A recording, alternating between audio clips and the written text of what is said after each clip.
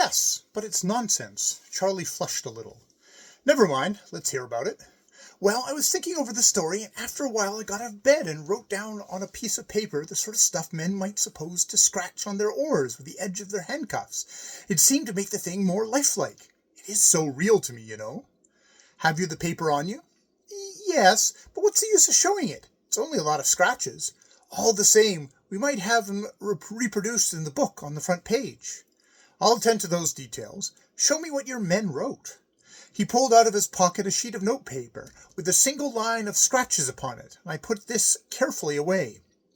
What is this supposed to mean in English? I said. Oh, I don't know. It's meant to mean, I'm beastly tired. It's great nonsense, he repeated, but all those men in the ship seem as real as people to me. Do something to the notion soon. I should like to see it written and printed. But all you've told me would make a long book. Make it then. You only have to sit down and write it out. Give me a little time. Have you any more notions? Not just now. I'm reading all the books I bought. They're splendid. When he had left, I looked at the sheet of notepaper with the inscription upon it. Then I took my head tenderly between both hands to make certain that it was not coming off or turning round. Then, but there seemed to be no interval between quitting my rooms and finding myself arguing with a policeman outside a door marked Private in a corridor of the British Museum. All I demanded, as politely as possible, was the Greek antiquity man. The police knew nothing except the rules of the museum, and it became necessary to forage through all the houses and offices inside the gates. An elderly gentleman, called away from his lunch, put an end to my search by holding the notepaper between finger and thumb and sniffing at it scornfully. What does this mean? He said. As far as I can ascertain, his attempt to write extremely corrupt Greek on the part... Here he glared at me with intention, of an extremely illiterate, person. He read slowly from the paper, Pollock, Erckman, Tauchnitz, Heinecker, 4 names familiar to me. Can you tell me what the corruption is supposed to mean? The gist of the thing? I asked. I've been, many times, overcome with weariness in this particular employment. That is the meaning. He returned me the paper, and I fled without a word of thanks, explanation, or apology. I might have been excused for forgetting much.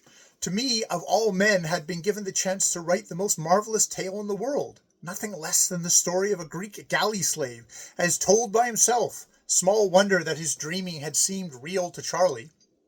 The fates that are so careful to shut the doors of each successive life behind us had, in this case, been neglectful, and Charlie was looking, though he did not know, where never men had been permitted to look with full knowledge since time began. Above all, he was absolutely ignorant of the knowledge sold to me for £5, and he would retain that ignorance, for bank clerks do not understand metempsychosis, and a sound commercial education does not include Greek. He would supply me, here I capered among the dumb gods of Egypt and laughed in their battered faces, with the material to make my tale sure, so sure that the world would hail it as an impudent and vamped fiction. And I alone would know that it was absolutely and literally true. I alone held this jewel to my hand for the cutting and polishing. Therefore, I danced again among the gods of Egyptian court, till a policeman saw me and took steps in my direction. It remained now only to encourage Charlie to talk, and here and there was no difficulty, but I had forgotten those accursed books of poetry. He came to me time after time, as useless as a surcharged phonograph, drunk on Byron, Shelley, or Keats, knowing now what the boy had been in his past lives, and desperately anxious not to lose one word of his babble. I could not hide from him my respect and interest. He misconstrued both in respect for the present soul of Charlie Mears, to whom life was as new as it was to Adam, and interest in his reading, and stretched my patience to breaking point by reciting poetry, not only his own now, but that of others. I wished every other English poet blotted out the memory of mankind. I blasphemed the mightiest names of song, because they had drawn Charlie from the path of direct narrative, and would, later, spur him to imitate them. But I choked down my impatience until the first flood of enthusiasm should have spent itself, and the boy returned to his dreams. What's the use of telling you what I think, when these chaps wrote things for the angels to read? He growled one evening. Why don't you write something like theirs? I don't think you're treating me quite fairly, I said, speaking under strong restraint. I've given you the story, he said shortly, plunging into Laura. But I want details. The things I make up about that damn ship that you call a galley, they're quite easy. You can just make 'em up for yourself. Turn up the gas a little. I want to go on reading. I could have broken the glass globe over his head for his amazing stupidity. I could indeed make up things for myself, did I only know that Charlie did not know that he knew. But since the doors were shut behind me, I could only wait his youthful pleasure and strive to keep him in good temper. 1 minute's want of guard might spoil a priceless revelation. Now and again he would toss his books aside. He kept them in my rooms, for his mother would have been shocked at the waste of good money had she seen them, and launched into his sea dreams. Again I cursed all the poets of England. The plastic mind of the bank clerk had been overlaid, coloured, and distorted by that which he had read, and the result, as delivered, was as confused a tangle of other voices, most like the mutter and hum through a city telephone in the busiest part of the day. He talked to the galley, his own galley, had he but known of it, with illustrations borrowed from the Bride of Abydos. He pointed to the experience of his hero with quotations from the Corsair, and threw in deep and desperate moral reflections from Cain and Manfred, expecting me to use them all.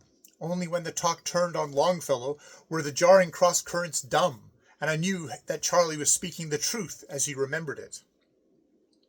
"What do you think of this?" I said one evening, as soon as I understood the medium in which his memory worked best, and, before he could expostulate, read him nearly the whole of the saga of King Olaf.